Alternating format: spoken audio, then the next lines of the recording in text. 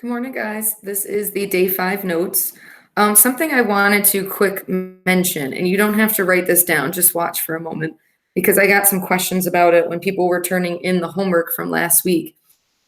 If you have, for example, an angle, let's say over here in the first quadrant, and this is 30, so here's 1, radical 3, and 2.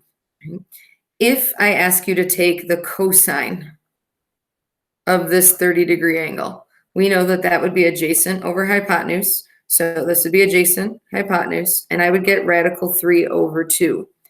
If the radical is in the numerator, that's exactly where I want it to be. You stop right there. That would be your answer. That's it. All right. You don't do anything further. Only if you're doing something like, let's say, the tangent of 30, which would be the opposite over the adjacent, and then I would get 1 over radical 3. If the radical's in the denominator is when I would rationalize the denominator. All that means is you get the radical out of the denominator, which inevitably means it lands in the numerator. To do that, you multiply top and bottom by whatever value is in the denominator, that radical. Right? This value is the same as 1. That's why I'm allowed to do it. But then this would give me 1 radical 3, and then over radical 9. Square root of 9 is plain old 3.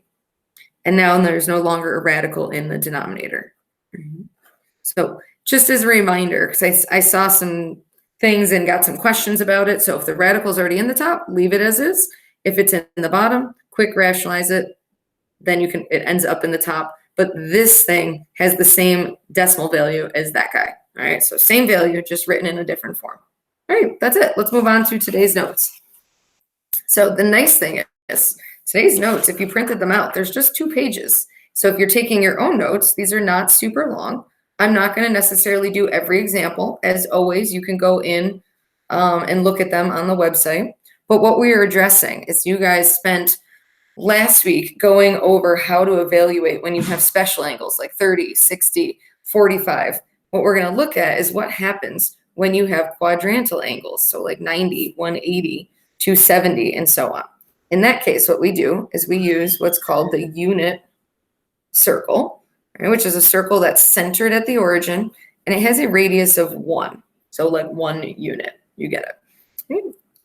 So in this case, the setup that you're being given is an example where the angle would be over here in quadrant 1.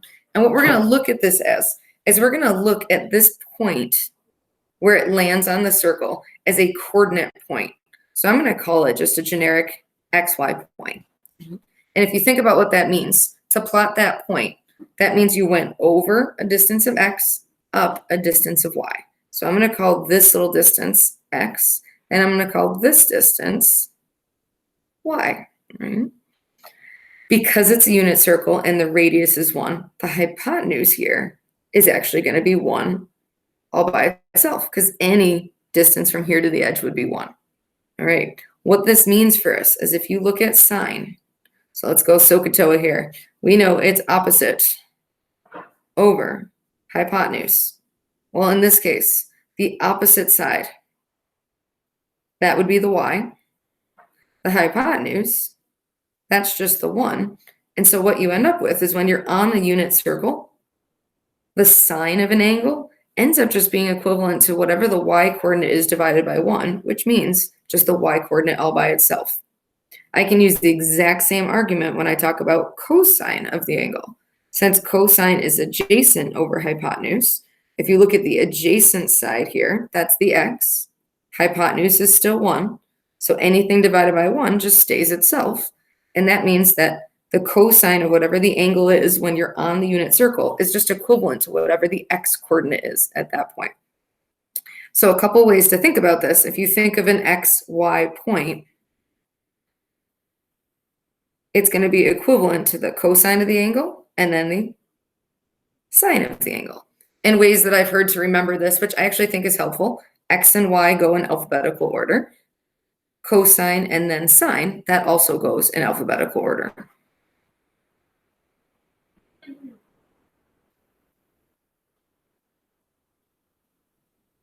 So sometimes it just helps to remember which one goes with which. Right, now this is going to be helpful because we can use this unit circle for quadrantal angles. We'll get to that on the back of the notes though. One more thing, we've got tangent to talk about. All right, well, in terms of tangent, think about what tangent's equal to. Tangent is equal to opposite over adjacent. So look at your picture. Opposite is y, adjacent is x. So that's the first rule, that tangent's going to be equal to y over x. The other way to think about it is we just said a second ago, y is the same as sine, and then the x is the same as the cosine. So that's actually another way to think of it. This is called the quotient identity. That anytime you have the tangent of an angle, it's equivalent to the sine of the angle divided by the cosine of the angle. Next year in pre-calc, and I think Math 12 does it too, you guys are going to do something called trig identity proofs, where you make substitutions, and it's like a big old puzzle. I think they're super fun. I'll let you decide how you feel about them, but you'll use identities like that all the time. So what that actually means for us is, let's go through and look at it in terms of the unit circle being labeled with coordinate points. So I'm going to say, maybe I'll take the space right beneath it here. All right, so draw yourself a circle. You could use the unit circle at the top of the page. Wow, that's a really lumpy circle. But to me, it just gets a little too busy, so I like to do it down here. All right, let's go with degrees because we're comfortable with degrees. So 0, 90, 180, 270. Those are all going to coordinate with the actual points where the angle would intercept the unit circle itself. So think about the coordinates of this point right here, if that radius is 1. So you would go over 1 and up 0, so that's the point 1, 0. If I rotate up to 90 degrees, think of the coordinates of this point right here. That would be going over 0 and up 1, so that's the point 0, 1. All the way over to 180, you'd go left 1, up 0, so negative 1, 0. If you come all the way around to 270, you've gone left or right 0 and down negative 1.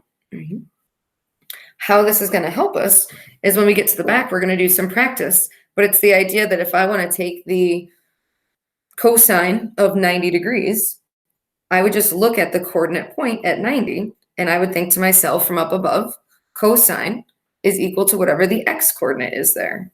Well, the x coordinate here is 0, and so cosine of 90 is 0 itself. All right, we have one last little example on the front. To find tangent, not a quadrantal angle, but tangent of just an obtuse angle here, 120. This is some good review from the day 4 notes.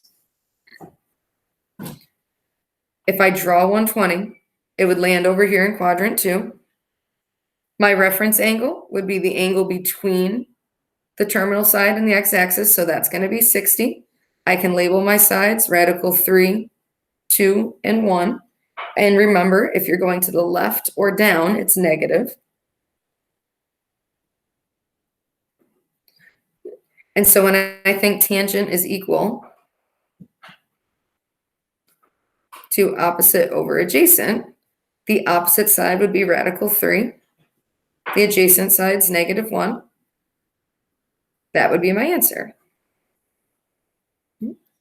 When it says show it in 2 ways, that's just saying, hey, you could actually use that quotient identity to do it a second way. Now, I'm not going to fib. I wouldn't use the quotient identity unless I had already calculated the sine of 120 and the cosine of 120, but it just goes to show that technically you can do it. So technically, tangent of 120 is the same as sine of 120 degrees divided by cosine of 120 degrees. All right, ready? Play the game with me. Sine of 120 is the same as using this 60-degree angle. So opposite over hypotenuse would be radical 3 over 2, and then divided by cosine, which would be adjacent over hypotenuse, or negative 1 over 2. In this case, when you divide them, you can think about multiplying by the reciprocal, Ooh, that's going back a couple of units. So the reciprocal of this would be 2 over -1. There goes the 2's, and there's the exact same answer we just got. So it's just kind of confirming that tangent is equivalent to sine over cosine. Like I said, I would probably default to this way, but fun facts, and this might come in useful every now and again, right? All right, let's actually go back to talking about quadrantal angles now. So on the back side, we're going to fill in a little quick reference chart for ourselves, and then we're going to try it using the unit circle. So what I meant by the little reference chart is just testing your knowledge of radian measure. So here's all our degrees for quadrantals, our equivalent radians. Remember our conversion factor.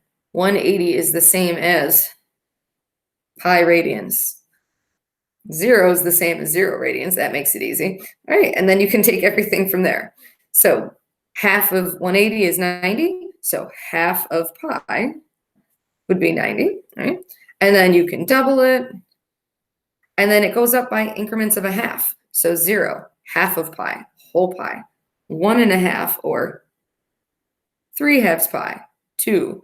So this would be 2.5, which is the same as 5/2 pi, and so on. All right.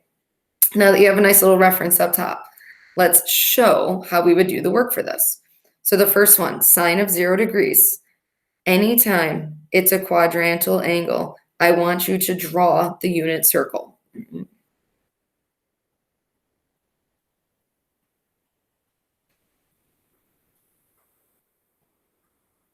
So on the unit circle, 0 degrees would be right here. And then I want you to label the coordinate point. So I'm going to the right 1, up or down 0. So that's the point, 1, 0. And then when you're looking at it, x is cosine, y is sine. So that part of it is the sine value. So it's equal to 0.